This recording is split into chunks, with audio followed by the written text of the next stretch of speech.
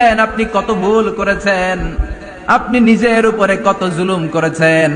আপনার পাপ অন্যায় আর গুনাহগুলো যদি হয় খালের পানির সমান, বিলের পানির সমান, জেনে রাখবেন আল্লাহর দয়া হলো সাগরের পানির সমান। আমাদের পাপ আর অন্যায় যদি হয় পাহাড়ের সমান, আল্লাহর দয়া আকাশের সমান।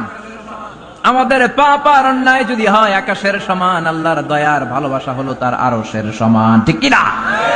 কত পাপ আপনি করেছেন, চোখের পানি ছেড়ে জায়নামাজটা বিছিয়ে আল্লাহর কাছে ক্ষমা চান।